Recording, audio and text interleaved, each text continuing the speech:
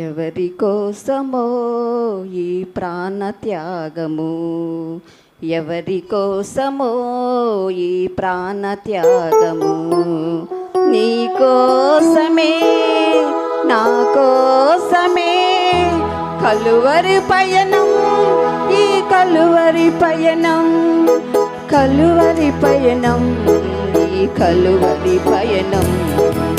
ఎవరి కోసమో ఈ ప్రాణ త్యాగము, ఎవరి కోసమో ఈ ప్రాణ త్యాగము.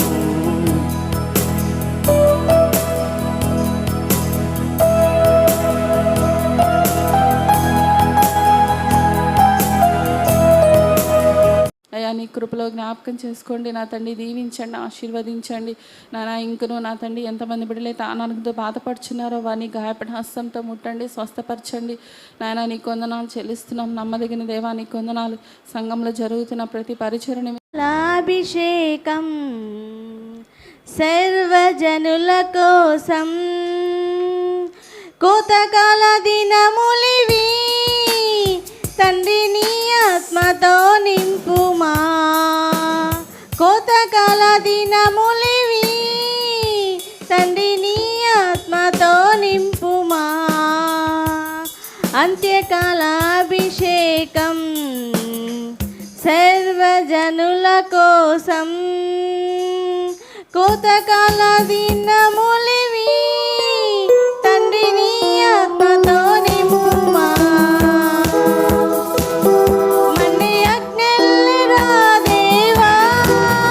అన్య భాషలతో అభిషేకించు.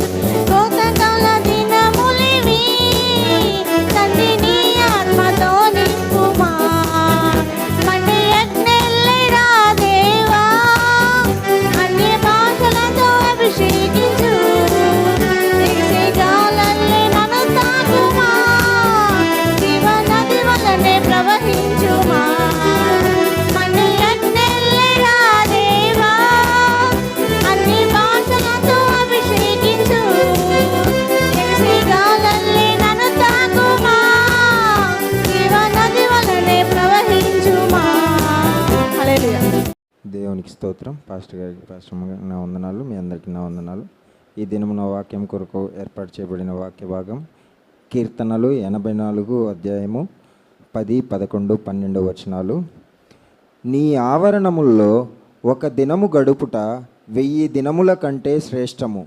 భక్తిహీనుల గుడారములలో నివసించుట కంటే నా దేవుని మందిర ద్వారమునొద్ద ఉండుట నాకిష్టము. దేవుడైన యెహోవా సూర్యుడును కేడెమునై ఉన్నాడు. యెహోవా కృపయు ఘనతయు అనుగ్రహించును. యథార్థముగా ప్రవర్తించు వారికి ఆయన ఏ మేలును చేయక మానడు. సైన్యములకు అధిపతి యెహోవా నీ యందు నమ్మిక ఇంచును వారు ధన్యులు. ఆమేన్. దేవుడి పరిశుద్ధ వాక్యమును దీవించి ఆశీర్వదించు. మహోన్నత తండ్రి, సర్వకృపానిధి, కృపలకు పాత్రుడ, సింహాసనం మీద ఆసనుడైన మా గొప్ప రాజా, మీకు స్తోత్రాలయ్యా. నిన్న నేడు నింతరం ఏకరీతిగా ఉన్న దేవ, మారినవాడ, మార్పులేనివాడ, మాట తప్పనివాడ, మీకు స్తోత్రాలు చెల్లించుకుంటున్నాం తండ్రి.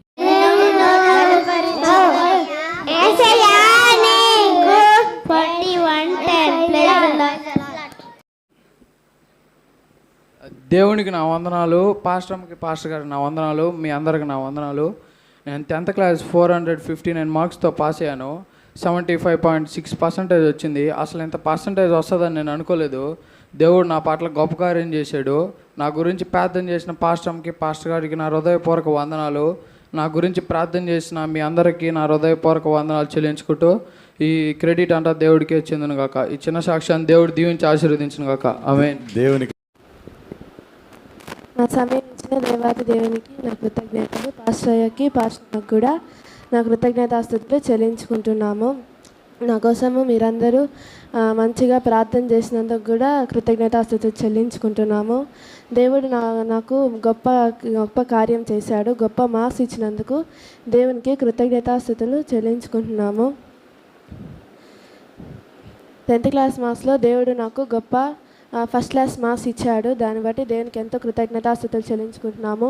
మా కోసం ప్రార్థన చేసిన బృందానికి కూడా నా కృతజ్ఞతాస్తుతులు చెల్లించుకుంటున్నాం.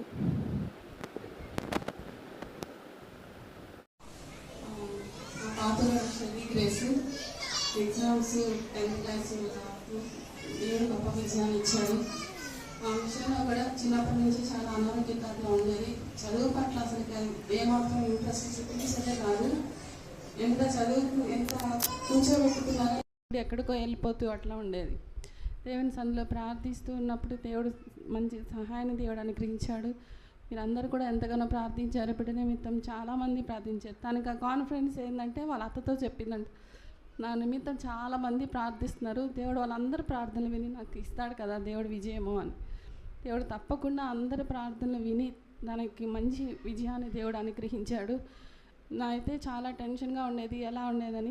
అందరూ ఆఫీస్లో అందరూ కూడా అడుగుతున్నారు. నేను చెప్పేదాన్ని పర్లేదు చదువుతుంది అన్నట్లుగా చెప్పాను. కానీ దేవుడు ప్రతి విషయంలోనూ ఆ బిడ్డకి అనారోగ్యతున్నప్పటికీ ఎగ్జామ్స్ టైంలో అందరిలో ఎక్కడ ఏ అనారోగ్యత రాకుండా దేవుడు మంచి కాపుదల భద్రతనిచ్చి చదివింది అంతవరకు మంచిగా ఏదైతే చదివిందో అవే ఎగ్జామ్లో రావడానికి కూడా సహాయం చేసి దేవుడు మంచి ఉత్తీర్ణతను దేవుడు బిడ్డకి అనుగ్రహించాడు. అందుని బట్టి దేవునికి వందనాలు చెల్లిస్తున్నాం. ఇంకా తన నెక్స్ట్ భవిష్యత్తు కోసం కూడా మీరు ప్రార్థించమని ప్రార్థిస్తున్నాను. అలాగే నా విషయంలో కూడా దేవుడు కార్యం చేశాడు. మొన్న 30వ తేదీ పెన్షన్లు ఇచ్చే విషయంలో నేను సచివాలయంలో వెల్ఫేర్గా పనిచేస్తాను. పెన్షన్స్ డిస్ట్రిబ్యూషన్ దాంట్లో చేస్తాను. వాటిలో ఆ రోజు 30వ తేదీ బ్యాంక్లో డబ్బులు తీసుకొని అందరికీ నాతో పాటు ఉన్న వాళ్ళందరికీ ఇచ్చేసాను.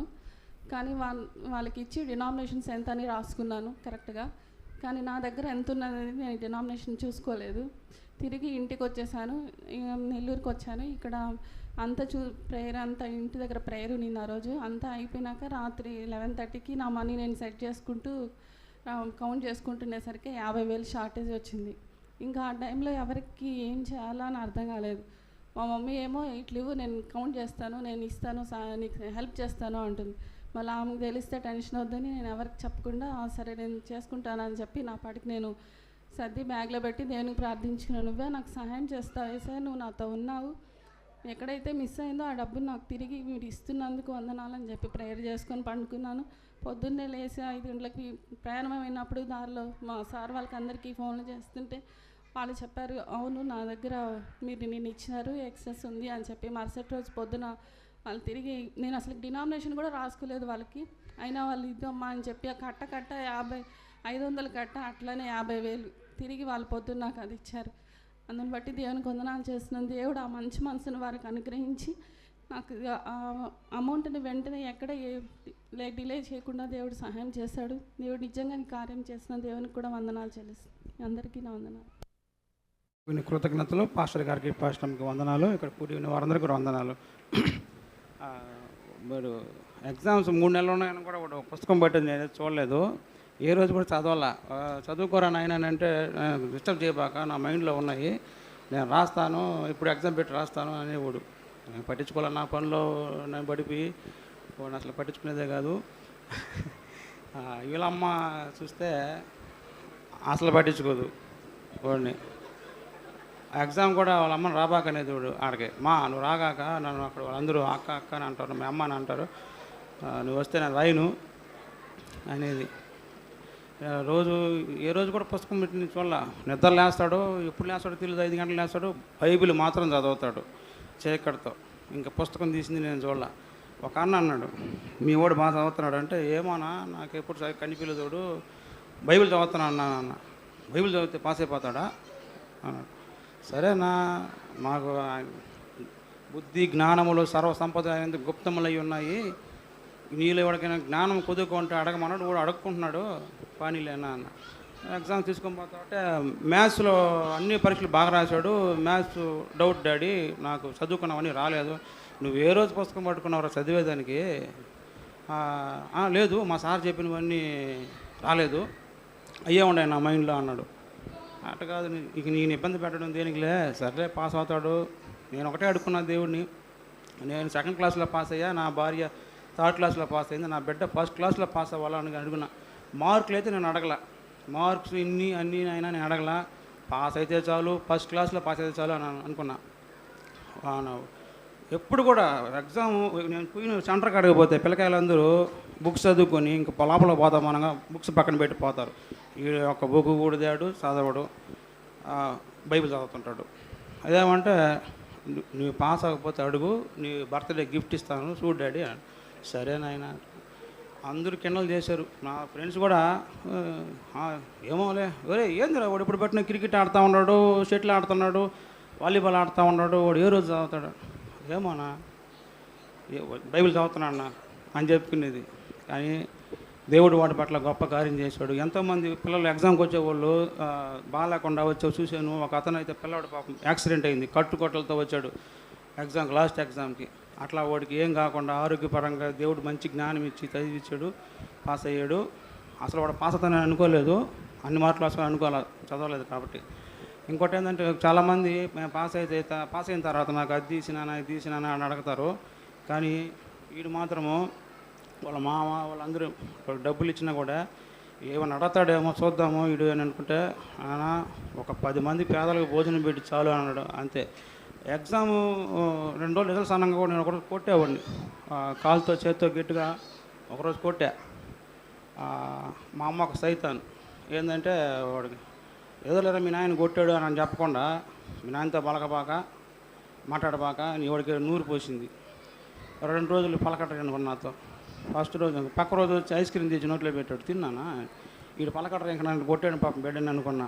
కానీ ఒకటే సార్, వాడు మీరు మొన్న శుక్రవారం ఒక వాక్యం చెప్పారు, ఎగ్జామ్స్లో కూడా తల్లిదండ్రులు తీసుకొని వచ్చారు అని. మేమైతే తీసుకురాలేదు, వాడు ప్రకాష్ రాజు నన్ను వాళ్ళ అమ్మని తీసుకొని వచ్చారు ఇక్కడికి. మేమైతే వాడిని ఎప్పుడు బలవంత పెట్టాల. చర్చి అంటే మాత్రం ఆగకుండా వస్తాడు, ప్రార్థన మాత్రం నాకంటే ముందు లేచి మాత్రం అది చేసుకుంటున్నాడు. అది మాత్రం వాడు ఈరోజు పాస్ అయ్యాడంటే దేవుడే నేను నమ్ముతున్నాను. అందరికీ కృతజ్ఞతలు. మమ్మల్ని కాపాడి నీ సన్నిధిలోకి మమ్మల్ని తీసుకొని వచ్చావు నాయన, నీ వెలుగులోకి మా జీవితాలు తీసుకొని వచ్చావు అయ్యా. నీ సన్నిధిలో మా జీవితాలు కుమ్మరిస్తున్నాం నాయనా. మా యొక్క కష్టములు, మా యొక్క నష్టములు, మా బాధలు యేసయ్యా నీ కొరకై మేము మొరపెట్టుకుంటున్నాము తండ్రి. విడుదల అనుగ్రహించు నాయన, సమాధానమును అనుగ్రహించేసయ్యా. కుటుంబాల్లో నెమ్మదిని అనుగ్రహించు, కుటుంబాల్లో విడుదలను అనుగ్రహించు నాయన. మా కన్నీరు తుడిచే దేవుడు యేసయ్య, మా బాధలు తీర్చే దేవుడవు నాయన, మా ప్రార్థనలు ఆలకించే దేవుడవు నా తండ్రి. నీ కొందనాలు అయ్యా నా తండ్రి. కొండల వైపు మా కనులెత్తి చూచుచున్నాము తండ్రి. మాకెక్కడి నుంచి సహాయం వస్తుంది? నీ వైపు నుంచే కదా నాయన. అయ్యా నీవు తప్ప మాకెవరున్నారేసయ్యా? నీవు తప్ప మాకు సహాయం చేసే వారెవరూ లేరు. అయ్యా నీ వైపు చూస్తున్నాము నాయన. నీ పాదాలు పట్టి బ్రతిమలాడుకుంటున్నాము. నీవు మాట్లాడితే మేము బ్రతుకుతాం. నీ మాట మా జీవితాలు మారుస్తుంది నాయన. నీ మాట మమ్మల్ని జీవింపజేస్తుంది. యేసయ్యా నీ కొందనాలు. అయ్యా నీ సేవకుల ద్వారా మాతో మాట్లాడండి. ఎలాంటి మాటలు మాకు అవసరమో నీ సేవకుడిని బలపరచండి నాయన. నీ సేవకుడిని మా కొరకు ఏర్పరచుకున్నందుకు నీ కొందనాలు యేసయ్యా. అయ్యా నా తండ్రి, నీ బంగారు మాటలు అయ్యా మా హృదయంలోనికి చొచ్చుకొని నా తండ్రి, మా హృదయం శుద్ధీకరించుకొని పరిశుద్ధ హృదయముతో పరిశుద్ధమైన మార్గములో మేము మా కుటుంబాలు జీవించే భాగ్యం మాకు అనుగ్రహించమని ఈ స్తుతి ఆరాధన, ఈ స్తుతి నైవేద్యము నజరేయుడైన యేసు నామములో మీకే సమర్పించి అడిగి వేడుకుంటున్నాము తండ్రి. ఆమేన్. Praise the lord.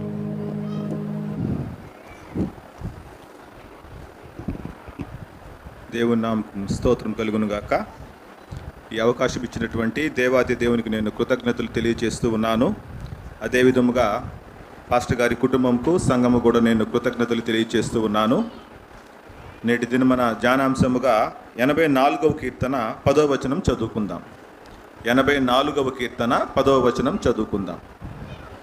నీ ఆవరణంలో ఒక దినము గడుపుట శ్రేష్టము. భక్తిహీనుల గుడారములో నివసించుట కంటే నా దేవుని మందిర ద్వారమునొద్దనుదుట నాకు ఇష్టము. చాలు, చిన్న ప్రార్థన చేసుకుందాం. దయగల తండ్రి, కృపగల ప్రభువా నాయన, ఈ శ్రేష్టమైనటువంటి ఆరోగ్యకరమైనటువంటి సాయంకాల సమయంలో నీ మందిర ఆవరణంలో చేరి ఇప్పటి వరకు నాయన మీ నామమును గణపరచడానికి మాకు ఇచ్చినటువంటి ధన్యతను బట్టి నీకు కృతజ్ఞతాస్తుతులు చెల్లిస్తూ ఉన్నాం. నీ వాక్యము మేము ధ్యానించబోతూ ఉండగా మాతో మీరు మాట్లాడండి తండ్రి. మీ మర్మాలు మీరు మాకు బయలుపరచండి. మీ ఆలోచన మీరు మాకు అనుగ్రహించమని వేడుకుంటున్నాం. నిలబడి నీ వాక్యం ప్రకటిస్తున్నటువంటి నేను వట్టివాణ్ణి, మట్టివాణ్ణి, మానవ మాతృండి తండ్రి. నీ నోటి బూరగా మీరు నన్ను వాడుకోమని వేడుకుంటున్నాము తండ్రి. ఏ వాక్కుల ద్వారా అయితే మీరు మమ్మల్ని బలపరచాలని ఆశపడుతున్నారో, ఏ వాక్కుల ద్వారా అయితే మీరు మమ్మల్ని స్థిరపరచాలని ఆశపడుతున్నారో ఆ వాక్కులు మీరు మాకు అనుగ్రహించి మీ నామానికి ఘనత, మహిమ, ప్రభావాలు తెచ్చుకోమని ప్రభు అయినటువంటి యేసుక్రీస్తు నామమున అడిగి వేడుకుంటున్నాం తండ్రి. ఆమేన్. చదవబడినటువంటి వాక్య భాగాన్ని మనము గమనించినట్లయితే కోరహు కుమారులు రచించినటువంటి ఈ యొక్క 84వ కీర్తనలో దేవుని యొక్క ఆవరణములో గడిపేటటువంటి భాగ్యము ఎంత శ్రేష్టమైనది అనేటటువంటి విషయాన్ని కోరహు కుమారులు ఇక్కడ తెలియచేస్తూ ఉన్నారు. కోరహు కుమారులు లేవి గోత్రములో దేవుని యొక్క యాజకత్వము జరిగించబడడానికి ఏర్పాటు చేయబడినటువంటి వాళ్ళు. దేవుని యొక్క మందిరంలో సంగీత వాయిద్యములను వాయించేటటువంటి బాధ్యతను దేవుడు కోరహు కుమారులకి అప్పగించాడు. కాబట్టి దేవుని యొక్క మందిరముతో వారికి చాలా దగ్గర సంబంధం ఉంది. ఈ దేవుని యొక్క మందిర భాగ్యాన్ని వాళ్ళు కోల్పోయిన తర్వాత వారి మనసులో ఉన్నటువంటి వేదనని బట్టి, వారి మనసులో ఉన్నటువంటి ఆవేదనను బట్టి వాళ్ళు రచించినటువంటి కీర్తన మనం ఇక్కడ చూస్తూ ఉన్నాము. క్రీస్తు పూర్వము 10వ శతాబ్దం నుంచి 6వ శతాబ్దం మధ్యలో ఈ కీర్తన రచించబడినట్లుగా మనం చూస్తూ ఉన్నాము. తన ప్రజలైనటువంటి ఇశ్రాయేలీయులని యెహోవా దేవుడు ఐగుప్తు బానిసత్వము నుంచి విడిపించిన తర్వాత పాలు తేనెలు ప్రవహించేటటువంటి కనాను దేశానికి దేవుడు వారిని తీసుకొచ్చిన తర్వాత ఎప్పుడైతే ఇశ్రాయేలీయులు యెహోవా దేవుని మీద తిరుగుబాటు చేస్తూ ఉన్నాడో తిరిగి దేవుడు వారిని బబులోను చెరకు అప్పగిస్తూ ఉన్నాడు. ఎప్పుడైతే వీరు బబులోనీయుల యొక్క బానిసత్వంలోనికి వీళ్ళు వెళ్ళిపోయారో దేవుని మందిరములో గడిపేటటువంటి అవకాశం వారికి దొరకట్ల. అప్పటి వరకు వాళ్ళకున్నటువంటి ఆ భాగ్యాన్ని వాళ్ళు కోల్పోయినట్లు మనం ఇక్కడ చూస్తూ ఉన్నాము. మనం చూసినట్లయితే 84వ కీర్తన 2వ వచనం చదువుకుందాం ఒకసారి.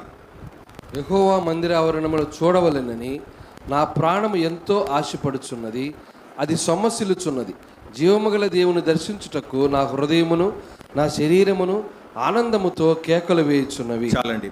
ఈ యొక్క మాటను కౌరవ కుమారులు ఎందుకు చెప్తూ ఉన్నారు అంటే, చాలా సంవత్సరములుగా దేవుని యొక్క మందిరములోనికి వెళ్ళేటటువంటి భాగ్యాన్ని వాళ్ళు కోల్పోయారు. కాబట్టి వాళ్ళు పలుకుతున్నటువంటి మాటలు చూస్తే ఎంతగా వారి యొక్క ప్రాణము దేవుని మందిరానికి వెళ్ళడానికి ఆశపడుతుందో అనేటటువంటి మాట మనకి ఇక్కడ అర్థమవుతుంది. చాలా సందర్భాల్లో మనకు కూడా దేవునికి మందిరానికి వెళ్ళేటటువంటి అవకాశము దేవుడు ఇచ్చినప్పటికీ కూడా చాలాసార్లు మనము చిన్న చిన్న కారణాలు, చిన్న చిన్న సాకులు మనం వెతుక్కుంటూ ఉంటాము. దేవుని మందిరానికి వెళ్లకుండా ఉండడానికి చాలా రకాలైనటువంటి రీజన్స్, కారణాలు మనము చెప్తూ ఉంటాము. ఈ కారణం చేత మేము దేవుని మందిరికి రాలేకపోయామని మనం చెప్పుకుంటూ ఉంటాము. కానీ కోరహ కుమారులు రచించినటువంటి కీర్తనను మనం గమనిస్తే వారికి అవకాశం ఉన్నంత కాలము దేవుని మందిరము యొక్క విలువను వాళ్ళు తెలుసుకోలేకపోయారు. ఎప్పుడైతే దేవుడు ఆ అవకాశాన్ని వాళ్ళ దగ్గర నుంచి దూరపరిచాడో అప్పుడు వాళ్ళు ఆ దేవుని మందిరము యొక్క శ్రేష్టతను వాళ్ళు తెలుసుకుంటున్నట్లు మనం ఇక్కడ చూస్తూ ఉన్నాము. మన జీవితాలను కూడా మనము పరిశీలించుకున్నప్పుడు దేవుడు మనకిచ్చినటువంటి ప్రతి అవకాశాన్ని మనము వినియోగించుకుంటున్నామా లేదా అనే విషయాన్ని మనము పరీక్ష చేసుకోవాలి. ఏదో ఒక సందర్భంలో దేవుడు మనకు ఆ యొక్క అవకాశాన్ని, ఆయన సన్నిధికి వెళ్ళేటటువంటి భాగ్యాన్ని దేవుడు మనకు ఇవ్వకుండా ఉంటే అప్పుడు మనము అనుభవించేటటువంటి బాధ వర్ణనాతీతం. కోరహ కుమారులు కూడా దేవుని మందిరానికి వెళ్ళి ఆయన సన్నిధిలో ఆయన్ని స్తుతించి ఆయన్ని కీర్తించేటటువంటి భాగ్యము ఎప్పుడైతే దేవుడు వారి దగ్గర నుంచి తీసివేశాడో వారి మనసులో ఉన్నటువంటి వేదనను ఈ యొక్క 84వ కీర్తన రూపంలో చెప్తున్నట్లు మనం ఇక్కడ చూస్తూ ఉన్నాం. మనం చూసినట్లయితే 137వ కీర్తన 1వ వచనం ఒకసారి చదువుకుందాం. 137వ కీర్తన 1వ వచనం. బబులోను నదుల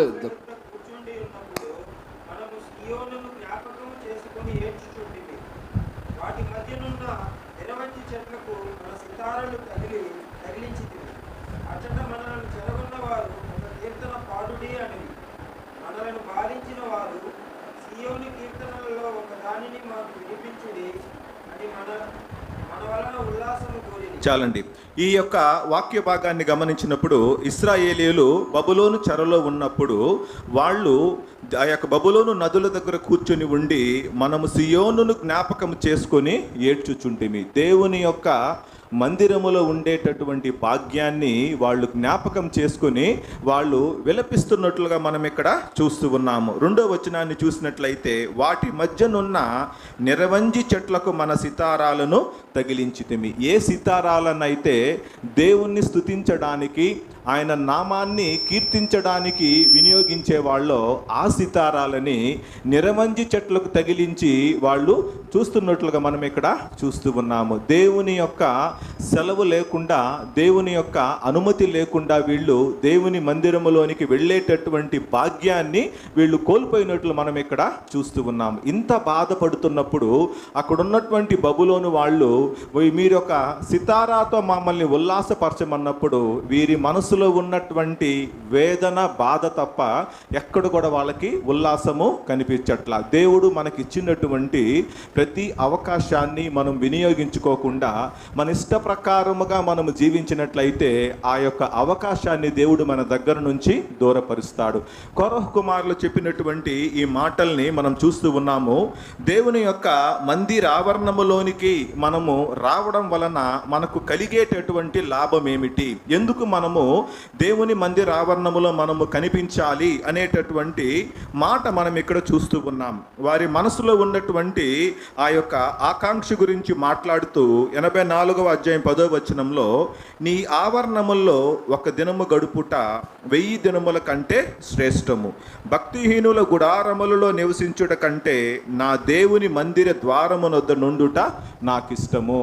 అంటే దేవుని యొక్క ఆవరణములో ఒక్క దినము గడుపుట ఎంత శ్రేష్టమైనది అనేటటువంటి విషయము వీళ్ళు ఎప్పుడు గుర్తెరగగలిగారంటే, దేవుడు ఆ భాగ్యాన్ని వీళ్ళ దగ్గర నుంచి దూరపరిచిన తర్వాత, దేవుడు వీరిని బబులోను చెరకు తీసుకుని వెళ్ళిన తర్వాతే ఈ యొక్క భాగ్యాన్ని వాళ్ళు గుర్తించగలిగినట్లు మనం ఇక్కడ చూస్తూ ఉన్నాం. అలాగే కాకుండా నా దేవుని మందిర ద్వారమునొద్ద నుండుట నాకు ఇష్టము, దేవుని యొక్క మందిర ద్వారము దగ్గర కూర్చొని ఉండడము మాకెంతో శ్రేష్టమైనటువంటి భాగ్యం అని వీళ్ళు గుర్తిస్తున్నట్లు మనం ఇక్కడ చూస్తూ ఉన్నాము. ఇంత గొప్పగా దేవుని యొక్క మందిరము యొక్క శ్రేష్టతను గురించి మాట్లాడినటువంటి వీరు దేవుని మందిరములోకి వచ్చినటువంటి మనకు ఏమి లభిస్తుంది అనేటటువంటి విషయం గురించి 11వ వచనంలో చెప్తూ ఉన్నారు. మనం చూసినట్లయితే మొట్టమొదటిగా దేవుడైన యెహోవా సూర్యుడును కేడెమునై ఉన్నాడు.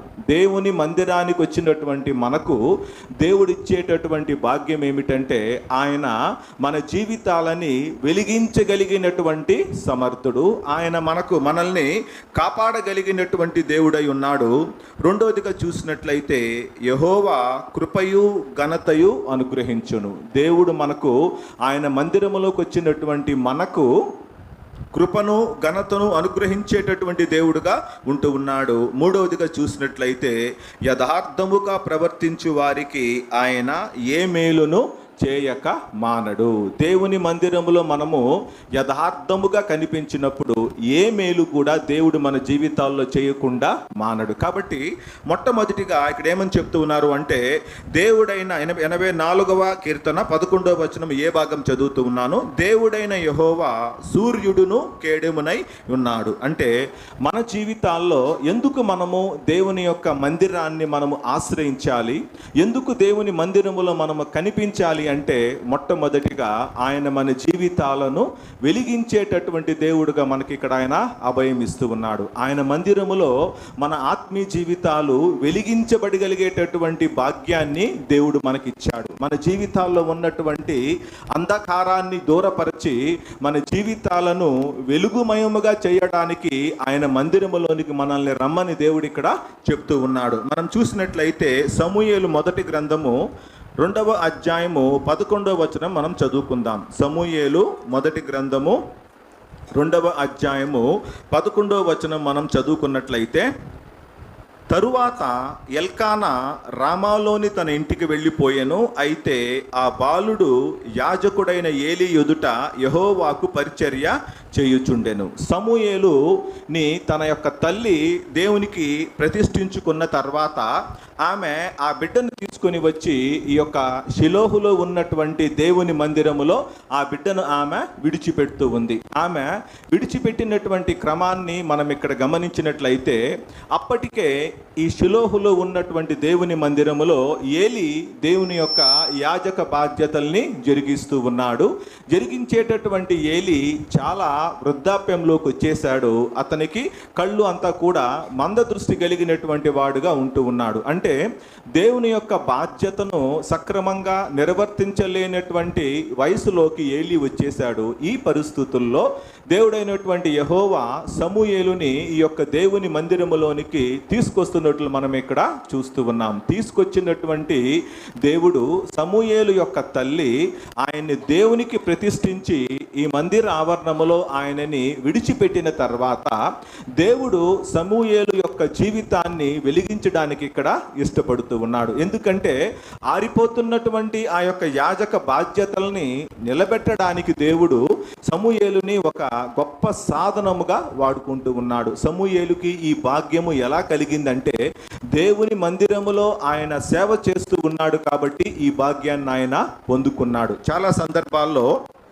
దేవుని మందిరములో మనం చేసేటటువంటి సేవ గురించి మనం ఆలోచించినప్పుడు అనేక రకములైనటువంటి పనులు మనము దేవుని మందిరంలో మనము చేస్తూ ఉంటాము. దేవుని మందిరములో యథార్థ హృదయముతో మనము చేసేటటువంటి ప్రతి పనికి దేవుడు మన జీవితాల్లో ప్రతిఫలాన్ని ఇస్తాడు. దేవుడు మన యొక్క ఆత్మీయ జీవితాలను వెలిగించడానికి ఆయన ఇచ్చినటువంటి గొప్ప అవకాశంగా మనం ఇక్కడ చూస్తూ ఉన్నాము. ఏ సందర్భంలో సమూయేలుని దేవుడు ఆ యొక్క దేవుని మందిరములోనికి తీసుకొని వచ్చాడు అనేటటువంటి విషయాన్ని మనం గమనిస్తే సమూయేలు మొదటి గ్రంథము 2వ అధ్యాయము 21వ వచనం చదువుకుందాం.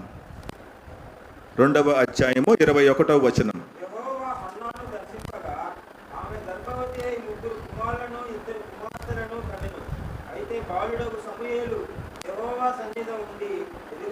చాలండి.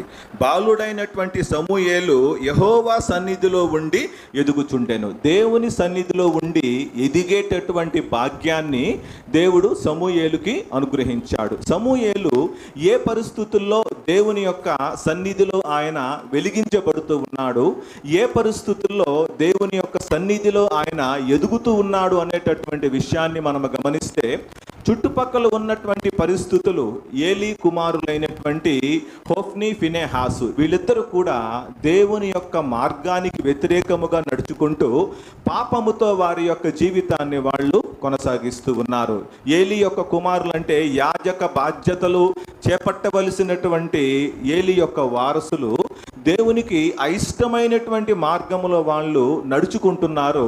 దేవునికి ఇష్టములేనటువంటి పనులు వాళ్ళు చేస్తూ పాపములో వాళ్ళు బ్రతికేటటువంటి పరిస్థితుల్లో సమూయేలుని దేవుడు ఆ మందిరములోనికి తీసుకుని వచ్చాడు. దేవుడు సమూయేలుని వెలిగించాడు అని చెప్పడానికి ఉదాహరణ ఏమిటంటే చుట్టుపక్కల ఉన్నటువంటి పరిస్థితుల ప్రభావము సమూయేలు మీద దేవుడు పడనివ్వలేదు. ఆయన ఇచ్చినటువంటి ఆత్మను చాలా జాగ్రత్తగా దేవుడు కాపాడుతూ సమూయేలుని ఆ పరిస్థితులు కానీ ఆ పాపము కానీ సమూయేలు జీవితంలో అంటకుండా దేవుడు ఆయనకి సూర్యుడిగా ఉంటూ ఉన్నాడు. దేవుడు ఆయనకి కేడెముగా ఉంటున్నట్లు మనం ఇక్కడ చూస్తూ ఉన్నాము. ఏలీ కుమారుల యొక్క పరిస్థితులు సమూయేలు యొక్క జీవితం మీద ప్రభావాన్ని చూపించకుండా చాలా జాగ్రత్తగా దేవుడు సమూయేలుని కాపాడుకుంటూ ఆయన యొక్క పరిచర్య చేయడానికి ఒక శ్రేష్టమైనటువంటి ప్రవక్తగా దేవుడు ఆయన్ని అక్కడ నిలబెట్టినట్లు మనం ఇక్కడ చూస్తూ ఉన్నాము. కాబట్టి దేవుని మందిరములో మన ఆత్మీయ జీవితాలు వెలిగించబడుతున్నాయా లేదా అనేటటువంటి విషయాన్ని మనము పరీక్ష చేసుకోవాలి. ఆయన సన్నిధిలో మనము యథార్థముగా కనిపించినప్పుడు, క్రమం తప్పకుండా దేవుని సన్నిధిలో మనము కనిపించినప్పుడు మన ఆత్మీయ జీవితాలను వెలిగించేటటువంటి బాధ్యత దేవుడు తీసుకుంటాడు. అలా కాకుండా మనము చిన్న చిన్న కారణాలు, చాలామంది మన సహవాసంలో మనకు కనిపిస్తూ ఉంటారు. దేవుని మందిరానికి ఎందుకు రాలేదు అంటే వాళ్ళు చెప్పేటటువంటి కారణాలు మనం వింటే చాలా ఆశ్చర్యం అనిపిస్తుంది. అంటే వీళ్ళకి దేవుని యొక్క సన్నిధి పట్ల ఇంత ఆసక్తి ఉందా అనేటటువంటి విషయం మనకు అనుమానం కలుగుతుంది. దేవుడు కూడా వారి జీవితాలను వెలిగించేటటువంటి క్రమంలో వాళ్ళ జీవితాలకు కేడెముగా ఉండేటటువంటి పరిస్థితుల్లో దేవుడు కూడా అలానే ఉంటాడు. వాళ్ళు ఎంత నిర్లక్ష్యముగా అయితే దేవుని సన్నిధికి రావడానికి వాళ్ళు వెనుకాడుతారో దేవుడు వారి అవసరాలను బట్టి వారిని కాపాడేటటువంటి పరిస్థితుల్లో దేవుడు కూడా అలాగే నిర్లక్ష్యంగా వ్యవహరిస్తాడు. ఇక్కడైతే మనం చూస్తూ ఉన్నాం కదా, సమూయేలు మొదటి గ్రంథము 3వ అధ్యాయము 10వ వచనం చదువుకుందాం. ప్రత్యక్షమై నిలిచి ఆ రీతిగా సమూయేలు సమూయేలు అని పిలవగా సమూయేలు నీ దాసుడు ఆలకించుచున్నాడు, ఆజ్ఞ ఇమ్మని. చాలండి. యెహోవా దేవుడు సమూయేలుతో మాట్లాడేటటువంటి వాక్యాన్ని మనం ఇక్కడ చదువుకున్నాం. ఏమని చెప్తూ ఉన్నాడు అంటే సమూయేలుని వెలిగించి ఒక శ్రేష్టమైనటువంటి పాత్రగా దేవుడు ఆ మందిర ఆవరణములో నిలబెట్టడానికి దేవుడు ఇష్టపడ్డాడు. కాబట్టి ఆ తల్లి చేసినటువంటి ఆ త్యాగాన్ని, ఆ తల్లి చేసినటువంటి ప్రతిష్టతను దేవుడు ఎప్పుడు కూడా విడిచిపెట్టల. సమూయేలు కూడా చిన్నతనములో నుంచే దేవుని మందిర ఆవరణములో పెరిగేటటువంటి భాగ్యాన్ని ఆయన ఎప్పుడు కూడా విడిచిపెట్టుకోవాలి. ఎందుకంటే చిన్నపిల్లలు తల్లి పాలు విడిచేటటువంటి వయసు అంటే బహుశా 3 లేక 5 సంవత్సరాల వయసులో దేవుని మందిరములో ఆయన సేవ చేయడానికి తన తల్లి విడిచిపెట్టింది అంటే ఆ వయసులో పిల్లలకి అంత జ్ఞానం ఉండదు. ఎప్పుడు కూడా తోటి పిల్లలతో ఆడుకోవాలనేటటువంటి ఆలోచనలోనే వాళ్ళు ఉంటుంటారు. కానీ ఆ తల్లి ఎలా ఆ యొక్క సమూయేలుని పెంచిందంటే, నువ్వు కేవలము దేవుని మందిర ఆవరణములో పరిచర్య చేయడానికే నువ్వు సృష్టించబడ్డావు, దేవుడు నిన్ను మాకిచ్చింది అందుకే అని ఆ తల్లిదండ్రులు ఆ బిడ్డను పెంచిన విధానాన్ని బట్టి సమూయేలు ఆ యొక్క మందిర ఆవరణంలో పెరుగుతూ ఉన్నాడు. దేవుని యొక్క శ్రేష్టమైనటువంటి ఆశీర్వాదాలని సంపాదించుకుంటున్నట్లు మనం ఇక్కడ చూస్తూ ఉన్నాం. సంపాదించుకోవడమే కాదు, కానీ దేవుని యొక్క ప్రత్యక్షత దేవుడు ఆయనకి అనుగ్రహిస్తూ ఉన్నాడు. ఆయన యొక్క ఆత్మీయ జీవితాన్ని వెలిగించడానికి దేవుడు ఇష్టపడ్డాడు. వెలిగించడమే కాకుండా చుట్టుపక్కల ఉన్నటువంటి పాపము తన జీవితంలో అంటకుండా కాపాడడానికి దేవుడు ఇష్టపడినట్లు మనం ఇక్కడ చూస్తూ ఉన్నాం. దేవుని మందిరంలోనికి వచ్చేటటువంటి మనము మన ఆత్మీయ జీవితాలను దేవుడు వెలిగించిన తర్వాత ఆయన మనకు కలిగేటటువంటి ప్రతి ఉపద్రవములో దేవుడు మనకు ఒక కేడెముగా ఉండి దేవుడు మనల్ని ముందుకు నడిపిస్తాడు. సమూయేలు విషయంలో కూడా ఏలి కుమారుల యొక్క ప్రభావము ఎక్కడ కూడా సమూయేలు మీద పడకుండా దేవుడు చాలా జాగ్రత్తగా సమూయేలుని కాపాడుతున్నట్లు మనం ఇక్కడ చూస్తూ ఉన్నాం. ఎందుకంటే చిన్నపిల్లల్ని మనం గమనించినప్పుడు వాళ్ళు పెరిగేటటువంటి వయసులో ఎవరి దగ్గరైతే వాళ్ళు పెరుగుతూ ఉంటారో, ఏ మాటలైతే వాళ్ళు వింటూ ఉంటారో అవే మాటల్ని పిల్లలు పెద్దయిన తర్వాత అవలంబిస్తారు. కొన్ని కుటుంబాల్లో మనం గమనించినప్పుడు పిల్లలు ఇష్ట ప్రకారము మాట్లాడుతూ ఉంటారు, పడితే అట్ట మాట్లాడుతూ ఉంటారు. అంటే చిన్న పెద్ద లేకుండా పిల్లలు మాట్లాడుతూ ఉంటారు. అలా మాట్లాడేటటువంటి పిల్లల్ని మనం గమనించినప్పుడు ఒక విషయం మనకు చాలా స్పష్టంగా అర్థమవుతుంది. ఏమిటంటే, ఇంట్లో తల్లిదండ్రులు అలాగే మాట్లాడుకుంటూ ఉంటారు, ఇంట్లో తల్లిదండ్రులు అలాగే గొడవ వేసుకుంటూ ఉంటారు. ఇష్ట ప్రకారం అలాగ మాట్లాడుకునేటటువంటి తల్లిదండ్రులను చూసి పెరిగినటువంటి పిల్లలు అలాగే ప్రవర్తిస్తారు. బయటికి వెళ్ళిన తర్వాత వారు చేసేటటువంటి పని తప్పని వారికి అనిపించదు. కానీ సమూయేలు జీవితాన్ని మనం గమనిస్తే చుట్టుపక్కల ఉన్నటువంటి పరిస్థితులు ఎలాకున్నా కూడా ఏలీ కుమారులు పాపములో జీవిస్తున్నప్పటికీ కూడా దేవుడు ఆయనకు కేడెమై ఉండి ఆ పాపాన్ని అంటకుండా దేవుడు కాపాడినట్లు మనం ఇక్కడ చూస్తూ ఉన్నాం. ఇంత గొప్ప భాగ్యాన్ని సమూయేలు ఎలా పొందుకోగలిగాడు అంటే, దేవుని మందిరములో ఆయన ఉన్నాడు కాబట్టి దేవుడు ఆ గొప్ప భాగ్యాన్ని సమూయేలుకి ఇచ్చినట్లుగా మనం ఇక్కడ చూస్తూ ఉన్నాము. రెండో విషయాన్ని మనం గమనించినట్లయితే 84వ కీర్తన 11వ అధ్యాయము బి భాగం చదువుకుందాం. 84వ కీర్తన 11వ అధ్యాయము బి భాగము.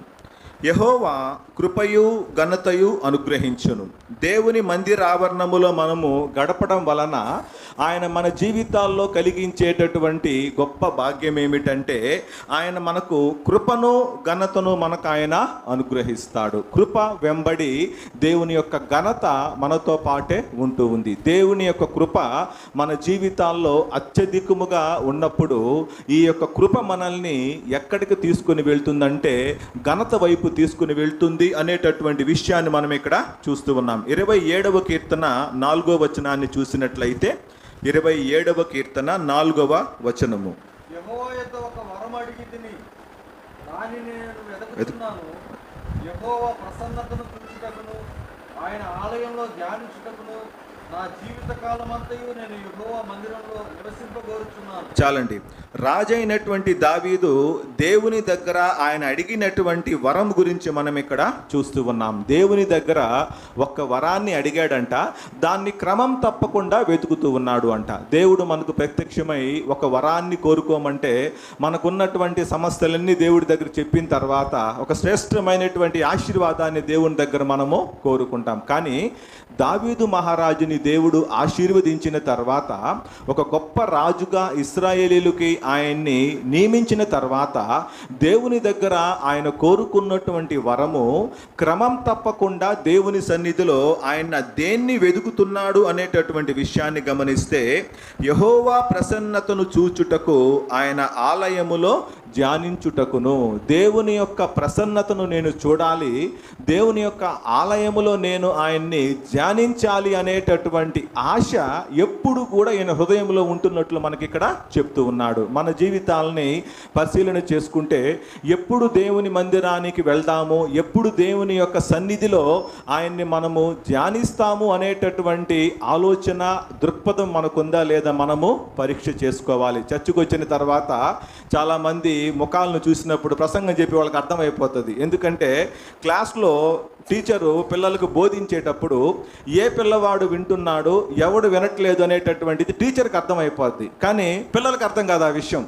ఏముందిలే, ఒక 80 మంది 40 మంది పిల్లలు ఉన్నారు కదా, మా సారు నన్ను ఏం పట్టించుకుంటాడంటే వాడు ఏదో పని చేసుకుంటా ఉంటాడు, ఈ సారు వెళ్ళి ఖచ్చితంగా వాడినే లేపి కొడతాడు. అలాగే దేవుని మందిరానికి వచ్చిన తర్వాత చాలామంది ఎప్పుడు వాక్యం ఆపేస్తాడా పాస్టర్ గారు అని చూస్తూ ఉంటారు. కానీ దావీదు మహారాజు జీవితానికి వచ్చేసరికి ఆయన ఏమి కోరుకుంటూ ఉన్నాడు అంటే దేవుని ప్రసన్నతను చూడాలి. ఆయన మందిరంలోనికి వస్తేనే కదా మనం ఆయన ప్రసన్నతను చూడగలిగేది. ఆయన మందిరంలోనికి రాకపోతే దేవుని ప్రసన్నతను మనము అనుభవించలేము. ఇంకా ఏమంటున్నాడంటే ఆయన ఆలయములో ధ్యానించుటకు నా జీవిత కాలమంతయు నేను యెహోవా మందిరములో నివసింపగోరుచున్నాను.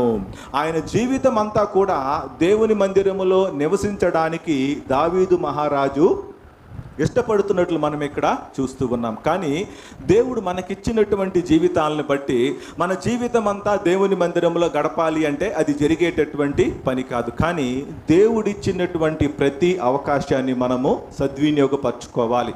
ఏ ఒక్క అవకాశాన్ని కూడా మనము జార విడుచుకున్నట్లయితే ఆయన ఇచ్చేటటువంటి శ్రేష్టమైనటువంటి ఆశీర్వాదాలని మనము కోల్పోతాము. ఇంకా మనం చూసినట్లయితే 5వ వచనం కూడా చదివినట్లయితే అమ్మా, 27వ కీర్తన 5వ వచనం. ఆపత్కాలమున ఆయన తన పర్ణశాలలో నన్ను దాచును, తన గుడారపు మాటను నన్ను దాచును, ఆశ్రయదుర్గము మీద ఆయన నన్ను ఎక్కించును. చాలండి.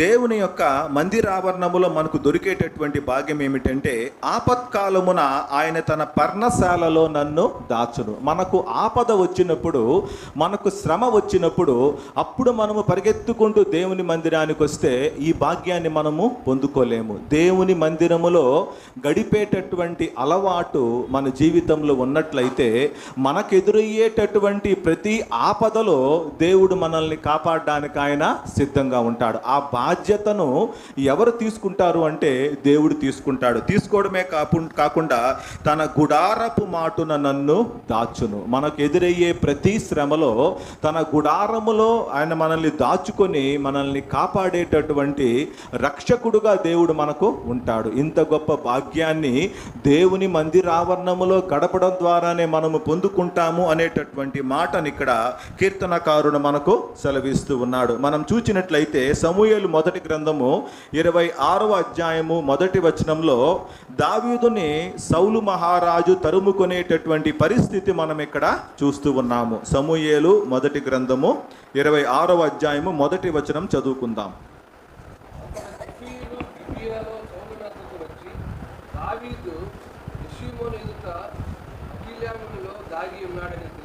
చాలండి. సౌలు మహారాజు అయితే దావీదును చంపడానికి తరుముకుంటూ ఉన్నాడు. అప్పుడు దావీదు మహారాజు హకీలా మన్యములో దాగి ఉన్నాడు అనేటటువంటి సమాచారాన్ని ఈ యొక్క సౌలు మహారాజుకు తెలియచేయగా అక్కడికి దావీదును తరుముకొని సౌలు వెళ్తూ ఉన్నాడు. సౌలు దావీదును తరుముకొని వెళ్ళేటటువంటి పరిస్థితిని మనము గమనించినప్పుడు దావీదు ఏమీ చేయలేనటువంటి నిస్సహాయమైనటువంటి స్థితిలో దావీదు ఉన్నాడు. ఎందుకంటే రాజ్యములో నుంచి ఆయన్ని తరుముకొని అరణ్యములో ఎక్కడికి వెళ్ళినప్పటికీ కూడా సౌలు మహారాజు తనకున్నటువంటి అధికారాన్ని బట్టి, తనకున్నటువంటి మంది మార్బలాన్ని బట్టి ఎక్కడ అరణ్యములో ఏ ప్రాంతములో దావీదు దాక్కున్నప్పటికీ కూడా అక్కడికి వెళ్ళి ఆయన్ని తరుముకుంటూ ఉన్నాడు. ఎలాగైనా సరే దావీదును చంపాలా అనేటటువంటి ఉద్దేశముతో సౌలు ఉన్నట్లు మనం ఇక్కడ చూస్తూ ఉన్నాం. ఇలాంటి పరిస్థితుల్లో దావీదు మహారాజు పట్ల దేవుడు చేస్తున్నటువంటి కార్యాన్ని మనము గమనిస్తే ఎక్కడైతే సౌలు మహారాజు నిద్రిస్తూ ఉన్నాడో ఆ ప్రాంతానికి దావీదు వెళుతూ ఉన్నాడు. వెళ్ళిన తర్వాత 12వ వచనాన్ని మనం చదువుకున్నట్లయితే సౌలు తలగడ దగ్గరనున్న ఈటెను నీళ్ల బుడ్డిని తీసుకొని వాళ్ళిద్దరును వెళ్ళిపోయిరి. యెహోవా చేత వారికందరికీ గాఢ నిద్ర కలుగగా వారిలో ఎవ్వడనూ నిద్ర మేల్కొనలేదు, ఎవడనూ వచ్చిన వారిని చూడలేదు, జరిగిన దాన్ని గుర్తుపట్టిన వాడొక్కడు కూడా లేడు. దావీదు మహారాజు పట్ల దేవుడు ఇంత గొప్ప కార్యాన్ని జరిగించడానికి కారణం ఏమిటంటే, సౌలు దగ్గరకు వెళ్తూ ఉన్నారు. సౌలు యొక్క నీళ్ల బుడ్డి ఈటెని తీసుకొని వీళ్ళు ఉండేటటువంటి ప్రాంతానికి వస్తూ ఉన్నారు.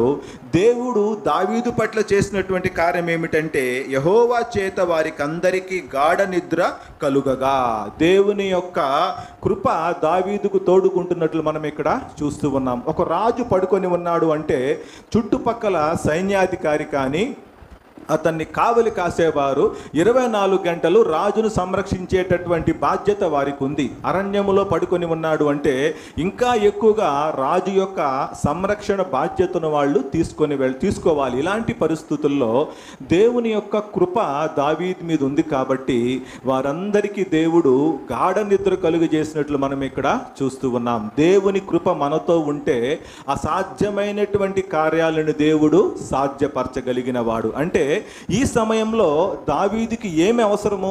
వాళ్ళు ఎవ్వరు కూడా మేల్కొనకుండా, ఎవరు కూడా వారు దావీదుతో వచ్చిన వారిని చూడకుండా ఉండాలి. అదే కృపను దేవుడు ఇక్కడ దావీదుకు అనుగ్రహిస్తూ ఉన్నాడు. దేవుని సన్నిధిలో మనము కనిపించినప్పుడు మన జీవితాల్లో ఏ సమయంలో ఏ కృప అవసరమో ఆ కృపను దేవుడు మనకు అనుగ్రహిస్తాడు. దేవుని సన్నిధిలో దావీదు మహారాజుకు ఉన్నటువంటి ఆసక్తిని దేవుడు గమనిస్తూ ఉన్నాడు. ఆయన కృపను ఇక్కడ ఆయన పట్ల చూపిస్తున్నట్లు మనం ఇక్కడ చూస్తూ ఉన్నాం. 26వ అధ్యాయం 19వ వచనం చదువుకుందాం. 19వ వచనము చివరి భాగం చదువుకుందాం నాయన. అయితే చదువు.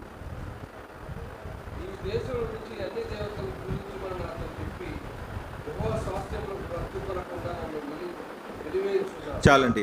ఇప్పుడు దావీదు మహారాజు ఆ నీళ్ల బుడ్డి ఈటె 2 తీసుకుని దూరంగా వెళ్ళిపోయిన తర్వాత దూరం నుంచి అరిచి ఈ యొక్క సౌలు మహారాజుతో మాట్లాడుతూ ఉన్నాడు. సౌలు మహారాజుతో మాట్లాడి ఆయన మనసులో ఉన్నటువంటి బాధ అంతా కూడా సౌలు మహారాజుతో చెప్పుకుంటూ ఉన్నాడు. 19వ వచనం చూసినట్లయితే, రాజా, నా ఏలినవాడా, నీ దాసుని మాటలు వినుము.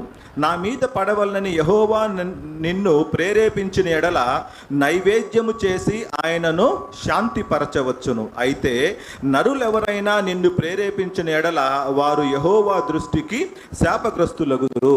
దేవుడు యొక్క చిత్తములో నువ్వు నన్ను తరమాలి అని ఉంటే దేవుడు ఖచ్చితంగా నేను దాన్ని అంగీకరిస్తాను. అలా కాకుండా నరులెవరైనా నిన్ను ప్రేరేపించిన ఎడల వాళ్ళు శాపగ్రస్తులవుదురు అనేటటువంటి బాధను వ్యక్తం చేస్తూ ఉన్నాడు. అంటే దావీదు తనకున్నటువంటి నిస్సహాయమైనటువంటి స్థితిని ఇక్కడ ఆయన తెలియచేస్తూ ఆయన ఏమంటున్నాడు చూసినట్లయితే, నీవు దేశమును విడిచి అన్య దేవతలను పూజించమని నాతో చెప్పి యెహోవా స్వాస్థ్యమునకు హత్తుకొనకుండా నన్ను వెలివేయుచున్నావు. అంటే దేశమును విడిచి దేవుని యొక్క మందిరములోనికి వెళ్ళి ఆయన్ని ధ్యానించేటటువంటి భాగ్యాన్ని నా జీవితంలో నువ్వు దూరం చేస్తున్నావు. ఆయన పడేటటువంటి బాధ ఏమిటంటే, నువ్వు నన్ను తరుముకుంటున్నావు, నేను అరణ్యములో తిరగలేకపోతున్నాను, అరణ్యంలో సంచరించడానికి మాకు గుర్రాలు లేవు, ఇక్కడ తినడానికి మాకు ఆహారము లేదు, త్రాగడానికి నీళ్లు లేదు అనేటటువంటి మాట ఇక్కడ దావీదు మాట్లాడటంలా. దావీదు దేని గురించి బాధపడుతున్నాడు అనేటటువంటి విషయాన్ని మనం గమనిస్తే చాలా స్పష్టంగా చెప్తూ ఉన్నాడు. యెహోవా స్వాస్థ్యమునకు హత్తు కొనకుండా నన్ను వెలివేయుచున్నావు. దేవుని మందిర ఆవరణానికి వెళ్ళేటటువంటి భాగ్యాన్ని నా దగ్గర నుంచి నువ్వు దూరం చేస్తున్నావు అనేటటువంటి మాట దావీదు సౌలుతో చెప్పి బాధపడుతున్నట్లు మనం ఇక్కడ చూస్తూ ఉన్నాము. దేవుని మందిరానికి వెళ్లకుండా ఆగిపోయినటువంటి పరిస్థితుల్లో ఏ రోజైనా మన యొక్క మనసు బాధపడిందా అనే విషయాన్ని మనము పరిశీలన చేసుకోవాలి. అయ్యో, నేను దేవుని మందిరానికి వెళ్ళలేకపోయానే, ఆయన ఇచ్చేటటువంటి ఆశీర్వాదాన్ని నేను పొందలేకపోయానని ఏ రోజన్నా మనము బాధపడ్డామన్న విషయాన్ని మనము పరీక్ష చేసుకోవాలి. ఇలాగా దేవుని యొక్క కృప దావీదుకు దేవుడు చూపించిన తర్వాత ఎలా దేవుడు దావీదును గణపరచాడు అనేటటువంటి విషయాన్ని మనం గమనిస్తే 25వ వచనం చదువుకుందామ్మా. సమూయేలు చదువుమ్మా.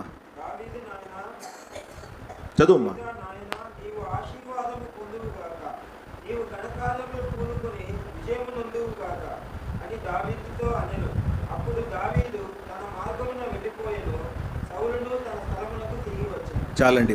ఇప్పుడు సౌలు మహారాజు, ఏ సౌలు మహారాజు అయితే దావీదును తరుముతూ ఉన్నాడో, ఏ సౌలు మహారాజు అయితే దావీదుకు వ్యతిరేకముగా మాట్లాడుతూ ఉన్నాడో, ఆ సౌలు మహారాజు చేతనే దేవుడు దావీదును గణపరుస్తూ ఉన్నాడు. మన శత్రువు మనల్ని గణపరచాలి అంటే, మన శత్రువు మన గురించి గొప్పగా మాట్లాడాలంటే ఆ భాగ్యం మనకు ఎక్కడ దొరుకుతుందంటే దేవుని సన్నిధిలోనే దొరుకుతుంది. ఏమంటున్నాడు చూసినట్లయితే సౌలు, దావీదు నాయన నీవు ఆశీర్వాదము పొందుదువు గాక, నీవు ఘనకార్యములను పూనుకొని విజయం నొందుదువు గాక అని దావీదుతో అనెను. నీవు ఆశీర్వాదము పొందుకొని నువ్వు ఘనకార్యాలను పూనుకొని వాటిలో నువ్వు విజయం పొందుతావు. ఏ సౌలైతే దావీదు ఎన్నిక లేని వాడిగా దావీదును ఎంచుకొని ఏమీ చేయలేనటువంటి స్థితిలో దావీదు ఉన్నాడని తరుముతూ ఉన్నాడో, ఆ సౌలే దావీదు గురించి మాట్లాడుతున్న మాటలు మనం ఇక్కడ చూస్తూ ఉన్నాం. కారణం ఏమిటంటే దావీదుకి దేవుని సన్నిధి పట్ల ఉన్నటువంటి ఆసక్తి, ఆయన మనసులో దేవుని సన్నిధి పట్ల ఉండేటటువంటి కోరికను ఇక్కడ దావీదు వ్యక్తపరుస్తూ ఉన్నాడు. దేవుడు తన యొక్క కృపను దావీదుకు చూపించి దేవుడు తన యొక్క ఘనతను దావీదుకు ఇస్తున్నట్లుగా మనం ఇక్కడ చూస్తూ ఉన్నాం. కాబట్టి దేవుని సన్నిధిలో మనకు ఏమి దొరుకుతుందంటే ఆయన కృప మనకు దొరుకుతుంది, అదే విధముగా ఆయన యొక్క ఘనత మనకు అనుగ్రహిస్తాడు. చివరిగా మనం చూసుకున్నట్లయితే మూడవదిగా కీర్తనలు 84వ కీర్తన 11వ వచనం చివరి భాగం చదువుకుందాం. యథార్థముగా ప్రవర్తించు వారికి ఆయన ఏ మేలు చేయక మానడు. చివరిగా ఏమంటున్నాడంటే, దేవుని సన్నిధికి మేము క్రమం తప్పకుండా వస్తూ ఉన్నామండి, ప్రతి ప్రార్థనకి మేము అటెండ్ అవుతున్నాము, అయినప్పటికీ కూడా దేవుడు మా జీవితాలను ఆశీర్వదించట్లేదు, దేవుడు మేము చేసేటటువంటి ప్రార్థనను ఆలకించట్లేదు, దేవుడు మేము చేసేటటువంటి ప్రార్థనకు జవాబు ఇవ్వట్లేదంటే ఒక విషయాన్ని మనము పరిశీలన చేసుకోవాలి. ఆయన సన్నిధిలో మనము యథార్థముగా కనిపిస్తూ ఉన్నామా లేదా? యథార్థత అంటే ఏమిటంటే 34వ కీర్తన 9-10 వచనాలు మనం చూసినట్లయితే 34వ కీర్తన 9-10 వచనాలు. యెహోవా భక్తులారా ఆయన యందు భయభక్తులు ఉంచుడి, ఆయన యందులు భయభక్తులు ఉంచు వారికి ఏమీయూ కొదువలేదు. సింహపు పిల్లలు లేమి గలవై ఆకులిగొనును, యెహోవాను ఆశ్రయించు వారికి ఏ మేలు కొదువై ఉండదు.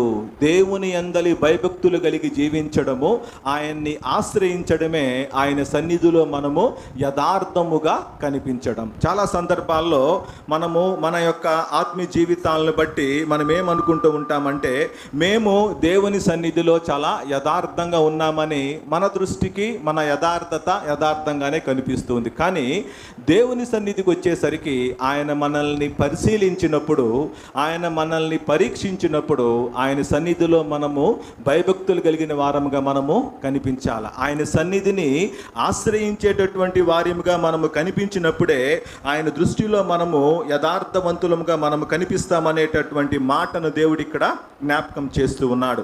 37వ కీర్తన 25వ వచనం ఒకసారి చూసుకున్నట్లయితే 37వ కీర్తన 25వ వచనం. ఇప్పుడు ముసలివాడనే ఉన్నాను, అయినను నీతిమంతులు విడవబడుట గాని వారి సంతానము భిక్షమెత్తుట గాని నేను చూచి ఉండలేదు. చాలండి. దావీదు మహారాజ్ చెప్తున్న మాటలు మనం చూస్తే యథార్థత యొక్క ఫలము ఎలాగుంటుంది అనేటటువంటి విషయం గురించి చాలా స్పష్టంగా చెప్తూ ఉన్నాడు.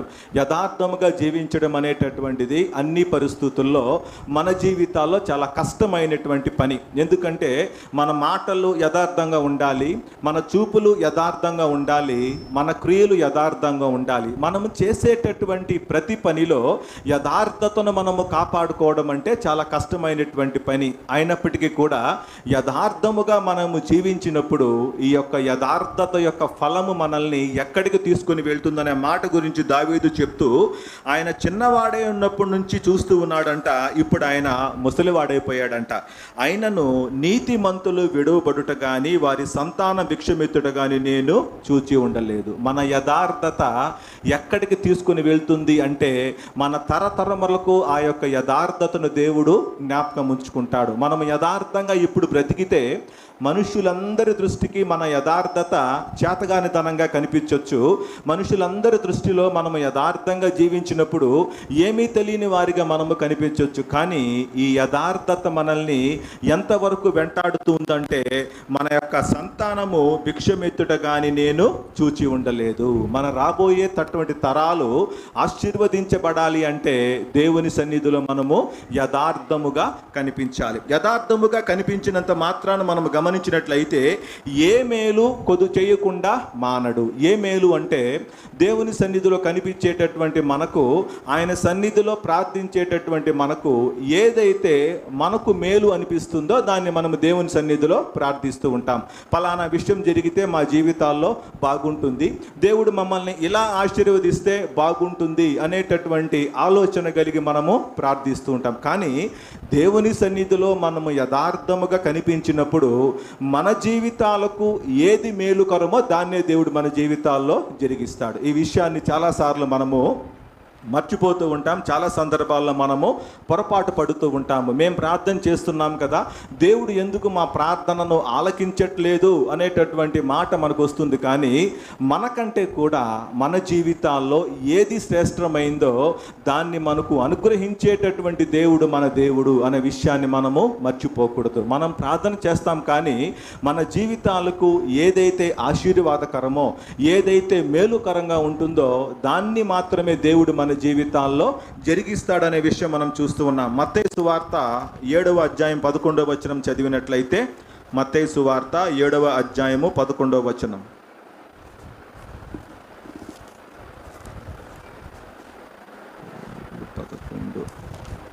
మీరు చెడ్డవారై ఉండియు మీ పిల్లలకు మంచి ఈవులు నెరిగి ఉండగా పరలోకమందున్న మీ తండ్రి తను అడుగు వారికి అంతకంటే ఎంతో నిశ్చయముగా మంచి ఈవులనిచ్చు. చాలండి. ఇక్కడ మనం గమనించినట్లయితే దేవుడు మనకిచ్చేటటువంటి ప్రతి ఈవి కూడా మంచిదే. ఒకవేళ మన దృష్టిలో అది మంచిది కాకపోవచ్చు, మన ఆలోచన ప్రకారము అది మనకు శ్రేష్టమైనదిగా కనిపించకపోవచ్చు, కానీ దేవుడు మన జీవితాల్లో చేసేటటువంటి ప్రతి కార్యము కూడా మంచి కార్యమే అనేటటువంటి విషయాన్ని మనము గుర్తుంచుకోవాలి.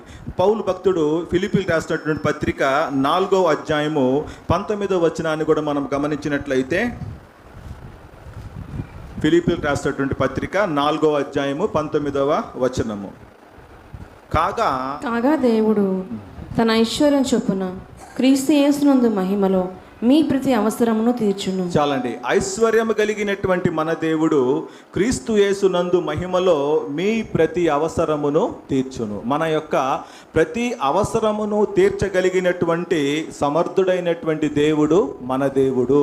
ఆయన మందిరావరణములో మనము కనిపించినప్పుడు, ఆయన సన్నిధిలో మనము యథార్థముగా ప్రవర్తించినప్పుడు ఏ మేలు కూడా దేవుడు మనకు చేయకుండా మానడు. చాలా సందర్భాల్లో దేవుడు మన జీవితాల్లో జరిగించినటువంటి కార్యాలు మన దృష్టికి కీడుగా అనిపిస్తాయి. దేవుడు ఎందుకు, మేము ఒకటి ప్రార్థన చేస్తే ఎందుకు దేవుడు మా జీవితాల్లో ఒకటి జరిగించాడు అనేటటువంటి అనుమానం మనకు కలుగుతుంది. కానీ ఒక్క విషయాన్ని గుర్తుపెట్టుకోవాలి, దేవుని సన్నిధిలో మనము యథార్థముగా కనిపించినప్పుడు ఆయన మన జీవితాల్లో చేసేటటువంటి ప్రతి కార్యము కూడా మేలుకరమైందే అనే విషయాన్ని మనము గ్రహించాలి. కాబట్టి కోరహ్ కుమారులు దేవుని సన్నిధావరణములో మనము గడపడం వలన ఆయన మనకిచ్చేటటువంటి 3 రకాలైనటువంటి శ్రేష్టమైనటువంటి ఆశీర్వాదాల గురించి ఇక్కడ మాట్లాడుతూ వచ్చారు. మొట్టమొదటిగా దేవుడు మనకు సూర్యుడును కేడుమునై ఉన్నాడు. ఈ భాగ్యాన్ని మనం పొందుకోవాలి అంటే ఆయన సన్నిధిలో మనం కనిపించాలి. ఆయన సన్నిధికి రాకుండా దేవుడు మా జీవితాలను వెలిగించాలి, దేవుడు మాకు కేడెముగా ఉండాలి అంటే దేవుడు ఉండడు. రెండో విషయాన్ని గమనిస్తే, యెహోవా కృపయు ఘనతయు అనుగ్రహించును. దేవుని కృప మనము ఎక్కడికి వెళ్ళినా మనకు తోడుగా ఉంటుంది. అరణ్యముకు వెళ్ళినటువంటి దావీదుకి దేవుని కృప తోడుగా ఉంది.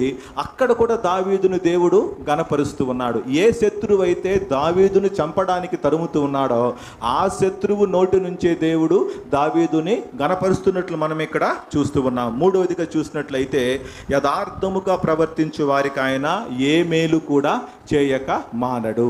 దేవుని సన్నిధిలో మనం యథార్థంగా కనిపించినప్పుడు మన జీవితాల్లో ఏ ఒక్క మేలును కూడా దేవుడు చేయకుండా మానడు. ఈ మూడింతలైనటువంటి ఆశీర్వాదాన్ని మనం పొందుకోవాలి అంటే ఆయన సన్నిధిలోనే మనకి ఇవి దొరుకుతుంది, ఇంకెక్కడ మనకి ఇవి దొరకవు. కాబట్టి దేవుడి వాక్యమును మన వినికిడిలో దీవించునుగాక. ఈ అవకాశం ఇచ్చినటువంటి పాస్టర్ గారికి సంఘమంతటి కూడా నేను కృతజ్ఞతలు తెలియజేస్తూ ఉన్నాను.